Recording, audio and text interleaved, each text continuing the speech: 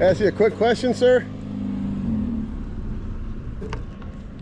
Ask you a quick question? Can I ask you a quick question? What? A quick question, are you going to be voting for or against the fire department levy? I haven't given it much thought. No worries, no worries. America first or Israel first? Well, I will answer this, and pardon the sarcasm. Basically, they're the same. Okay. You know, Israel.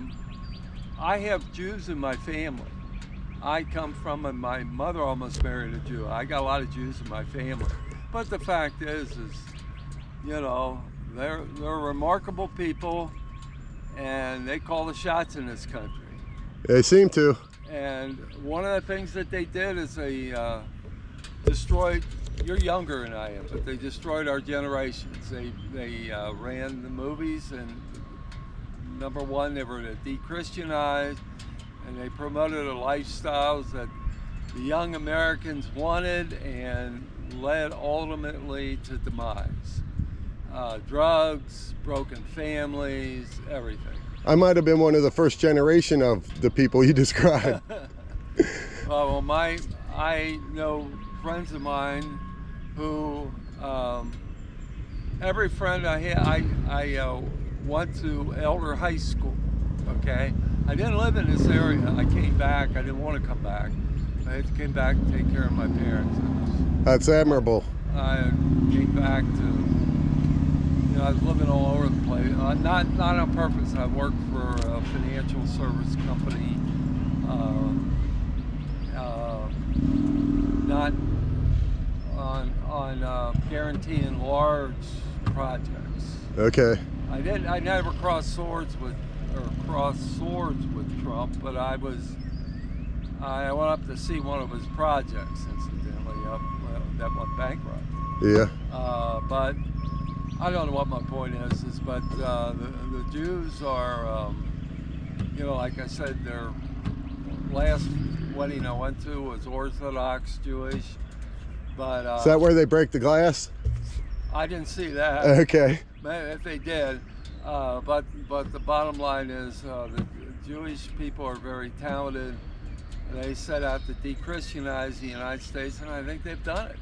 Yeah, now you see a lot of, I like to hear what other people say than give my opinion more so. But you see there's a lot of Jewish Christian coalitions where they're coming together, I'm going to say as one unit in a way, and it's kind of weird to some people, I think. Well, I'm in a little bit of, I am Roman Catholic, but I despise the last two popes, the one now and then the former one there. But I think I sense what you're saying. I feel sorry for the Palestinian people. I feel sorry for the people in Lebanon and that. And, all the innocent people. Yeah. The kids. Yeah, but you know, and you know, maybe I'm part of it, but I despise the Democratic Party. I voted for Trump, and I don't like him. Yep. You know? Me and you are liking some of that. I call them the uni party between the two of them. And I do government accountability for well, I'd say for a living, but I don't make any money. So I do government accountability for a calling. I feel like I was called by God to do it, in part. And so, yeah, I'm kind of where you are. I voted for Trump, but I definitely want to be a Democrat, and it'd be real hard to make me a Republican at this point in time either. Yeah. I mean, we see now with the sex scandals, the way both of them handled the Epstein. That aside, we just saw Swalwell and the Republican from Texas, both in a sex scandal, and like, I just kind of think like we could pick randomly any of those senators or representatives, and there's a pretty high chance there's going to be a sex scandal. You know what I mean? Yeah. Well, I'll mention this to you is, I guess my great uncle was chairman of the Republican Party. Now I'm old. Wow. I'm 75. Wow, you don't look it. You got the gray hair and stuff, but you seem pretty alert. But that's going because I have Alzheimer's. Okay, sorry to hear that. I also have severe congestive heart failure, so I won't live to see my demise. Sir, just to let you know, I've been recording. I do news accountability. I have a YouTube channel. If you tell me you don't want to be on the internet, I'll delete it. But if you don't mind, I appreciate the perspective you gave. I think others would too, if you don't mind. Well, all I can tell you is that I had an uncle who I saw very little of, who had a doctorate from Michigan and was influential in the development of gerontology. And he had a particular, I came from a family of Presbyterian Catholic, and my father's family was Presbyterian. I was raised Catholic, and they had a particular angst about Catholicism. So it was kind of interesting. But my great uncle, or not my great uncle, I apologize, my uncle had a doctorate degree and his wife had a doctorate degree. Wow. And he worked in the Kennedy White House. And I'll just mention this to you, as he always, or at least my mother was sensitive. She was always afraid of being criticized because of her Catholicism. And my father's side was Presbyterian. Yeah. And if my uncle came to town and he got a job, he was working in the Kennedy White House. And I'll never forget my mother asking what he thought of John Kennedy. And he put his fork down with reading. And he leaned over, he was a large man, about 6'5", you know. Big Germanic features, you know, bald head, big nose, and leaned over. Pretty formidable looking guy. And he leaned over the table and said, "I despise that man."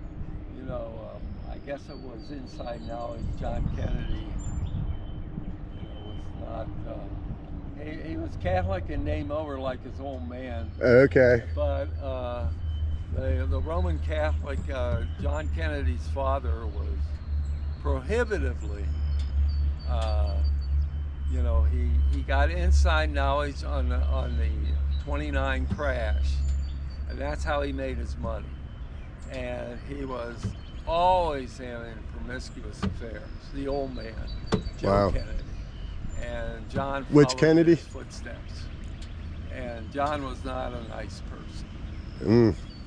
So, but you know, you tell the average person that, and not that it matters anymore, but that's, you know, that's the way it goes. And it's almost an example that it's always been around, and it's hard to get rid of. Yeah. It takes extreme measures to get what I would call in today's government pedophiles. Yeah. It takes a seemingly impossible effort to get them out. Jay, I know that sounds reasonable. That does. It is sad. It is sad. I don't know what you do. I don't think that, you know, Trump led a pretty wild life, but I don't think he, at this age or recent years, I think he's fairly committed to his wife, and but things change for everybody in life. He's getting up there. He's not a. If only he kept his campaign promises, some of them, or you know, the big ones, so the no wars and the releasing the Epstein files, which, you know, it's kind of been forced to just release what he's released so far. Yeah, I think there has been some legal efforts to constrain what he's doing on the Epstein. But I can tell you that I was a bond underwriter, and I lived in Philadelphia, or lived around mostly, well, up in Philadelphia, not part of my life. Our former president from Delaware, Joe Biden. Joe Biden. He had a reputation for two things: thoroughly corrupt and thoroughly stupid. Those two things were his main. Almost like he did them in public. You know what I mean? Yeah. Oh well, life is. I wonder what's going to happen in this country. I think the Republicans are going to have a hard time winning. We're going to have a new Democratic Party. Good that chance. Guy, I lived in San Francisco, and I was shocked to find out about Pelosi. You know? Which part? I found out she's been helped by organized crime. Okay, yeah, there's more ties to organized crime than I think a lot of people realize with politicians. Yeah. And every now and then it comes out, I but lived out there in California. wow. I ran into it, and they call the shots in many ways. And Pelosi was. What family or organized crime is it? Like the? I wouldn't know. Okay. I wouldn't know. So. Yeah, when you said Nancy, I immediately think of insider trading. That's where my mind goes. But there's a lot to think about there. Yeah, you sort of seem that way. And her old man did it. Yeah. And her husband, who's. I mean, I would say most of them are doing it. She's just really good at it. Yeah. She gets the good, powerful. She was getting the good, powerful inside of her. She had so many connections, so powerful. Yeah. She's unfortunate. You know, she was a grade school teacher in Baltimore. And she grew up, and then she went out there, and she's been corrupted, as I always say. And her husband has been involved in organized crime. So I don't know what we're gonna do. This country's. I believe in a higher power, so I believe that there's always a miracle chance that could happen. But I think.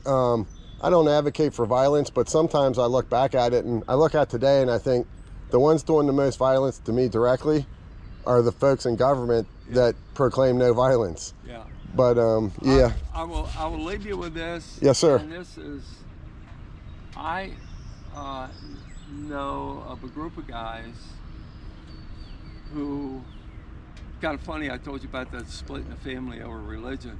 My father did not want me going to Elder High School, which was Catholic, and I went in the 60s. Elder was an interesting place. I never met so many interesting people, and it was a tough blue-collar school. I mean, tough. My brother went to Elder. Did he? Yeah. Well, did you go to grade school, Catholic grade school? I went to Catholic grade school, Our Lady of Victory. Oh, did you? And my parents gave me the choice. I chose Oak Hill School District because my brother before me chose Oak Hills. It was the oldest brother that went to Elder. He's a wrestler. He went to state for wrestling, and he's the smallest guy on the football field. Yeah. What was his name, man? Mike Gages. I just met with a guy, had lunch with him, who donated $1 million to Elder. Wow. He played. I graduated in '69.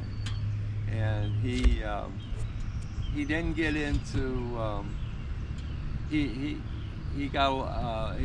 looked like he was going to play for the Cardinals. Yeah. Blew out his knee, and he went to Xavier when Xavier had a a football program. He only did it because his father lived locally and he wanted to play for his father. So, but Elder was an interesting place, but. There are a select number of guys I know of who were in the advanced program. All of them lost their religion. Most of them had derelict lives.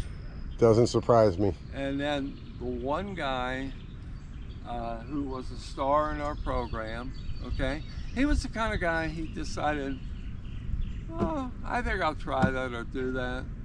Well, he tried cross-country running. Finished second in the state. He won a scholarship to an Ivy League school. I can't. It's the same college that Mike Brown went to. I can't think of the name of it. And I'll take off a year. So he takes off a year from Ivy League and then lived over in Russia. And less than 6 months was fluent in Russian, taught himself Russian. You know, one of those guys. Yeah. Came back straight A's. Well, now I hear that he got involved. He's considered one of the foremost experts in psychedelic drugs from frogs. What the hell you do with frogs, I guess. Frogs. Anyway, but I heard on the news that there's a susceptibility to cancer from people who do that stuff.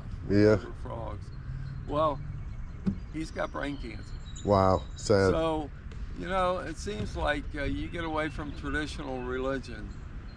So when your family lived out in Visitation, that was a rural area. Visitation up here? You're talking about somewhere else? I thought it was Visitation, or is there Lady of Victory? Maybe I'm thinking of Lady of Victory. That's close to that's where I went to school. Well, yeah. I'm sorry. No worries. I'm halfway through with my dementia.